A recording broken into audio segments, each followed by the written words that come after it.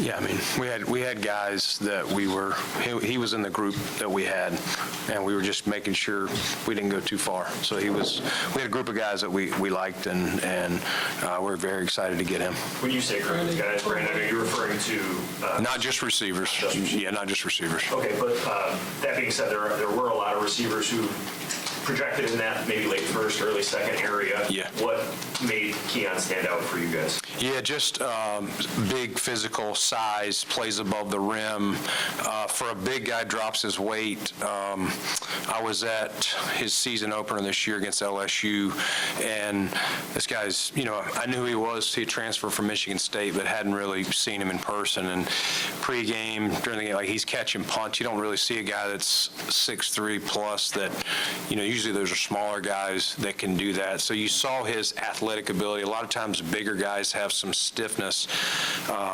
He really drops his weight top of the route and gets separation. Some guys, due to their stiffness, they struggle to separate from the DBs. He does a great job there. Uses body position, obviously wingspan, contested catches, all those things. He's got some rack ability too. I think you go to that game, I think he caught like a 40-yard little either bang eight or like a slant or something, made a guy miss, took it the rest of the way. So he's not just a big guy that catches the ball and goes down. Like, he can make plays, with his feet. Hey, when you have a guy who comes in and produces in his first year in the system, does that get your attention that he'll be able to pick up what you guys do quickly? Yeah, I mean, you're talking about a guy who transferred to a school that had a lot of expectations, and, he answered everything I think they were looking for and then some. And, that team, if they don't lose their quarterback, they're probably in the playoffs, in the final four teams. They unfortunately lost him, and it cost them. But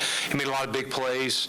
I know the Clemson game, made an unbelievable catch. I think Syracuse game, he made just an amazing catch. Like, you can see his above-the-rim plays. And, we get some freelance plays with Josh's athletic ability. He's a guy that's going to be able to – he's got a great feel, an instinctual feel. I think some of that comes from even his basketball background. This guy's not just like a high school basketball player. Like, he could have played major college hoops. So that shows you his athletic ability, and we like guys that play multiple sports. He's 20 years old. He'll be 21, so still an ascending talent. And, I would say he's a hungry dude. He's going to talk a little bit. You guys will enjoy him. Like, we probably got Derek Boyko's going to have his work cut out for him probably.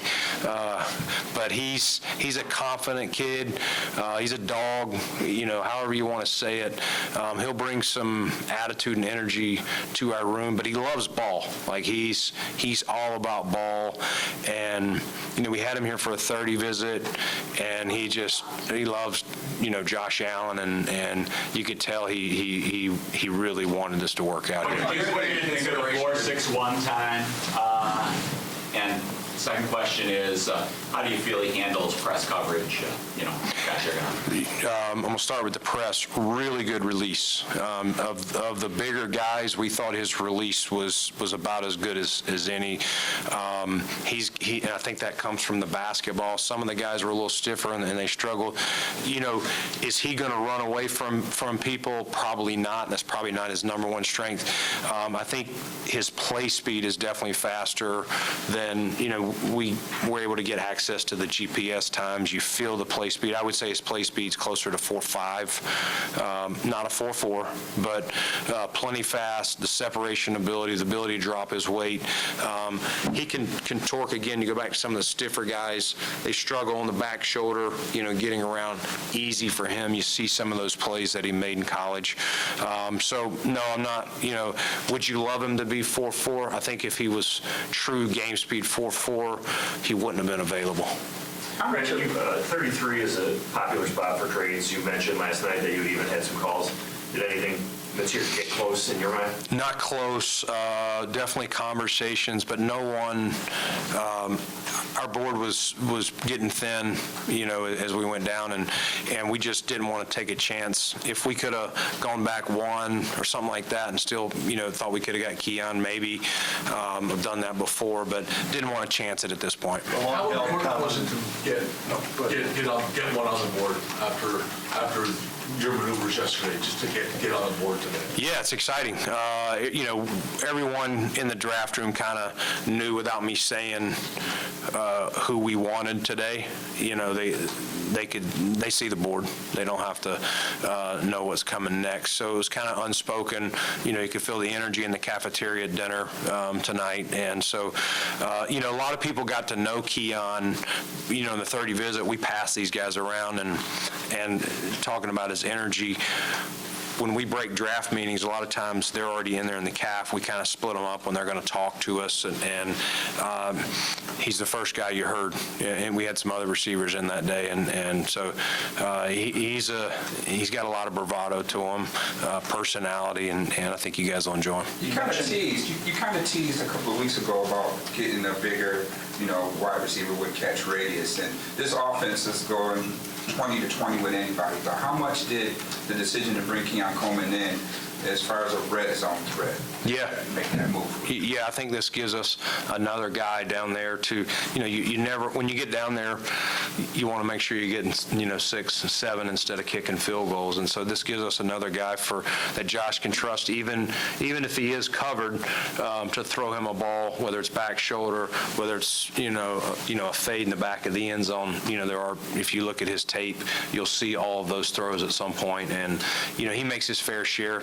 I think there's even a couple he probably would have wanted to make this year that he didn't. But if you look even back to Michigan State, he's a natural, play above the rim basketball type player. Do you view him just as an outside guy or a guy that's versatile inside and outside? He can actually play some inside. I think position one, I think Joe will probably line him up as just a standard X receiver on the outside. But I do think because of his shiftiness inside, he can get off press in there and, get up the middle, be kind of a big body, if Joe wants to use him like that. Let's take two more, please. What about as a return man? He did return punts last year. Yeah, we'll see. He can do it. He called him pretty easy. I cannot remember if he had any muffs or not right off the top of my head, but you don't see many guys 6'3" that can naturally catch it. You can see his athletic ability. It makes sense. A multi-sport athlete. He'll just be 21, and there's this belief, or in the global sense of football, that rookie receivers generally can't be relied upon to be a huge impact. Yeah. Historically speaking, what are your expectations in that regard? Oh, he's probably going to have 150 catches, 2,000 yards. No, I'm just kidding. No, I think we'll bring him along. He'll have to learn the offense. We'll see how many spots. Can he just learn the X? Can he learn multiple spots to, that may not be right away, but he'll help us a lot. He's going to, he's a big body when we want to lean on him and run the ball too. But, I think it'll be one of those things, how quick can he get everything? Him and Josh get on the same page. I know Josh is going to be super excited to get him, and I know Keon is excited to be here. So, stat-wise, I don't know, but I think he'll help us. Thanks, guys. I'll get you. Keep it. I'll be back. Yeah, okay. All right. Thank you, Brandon. Thank you.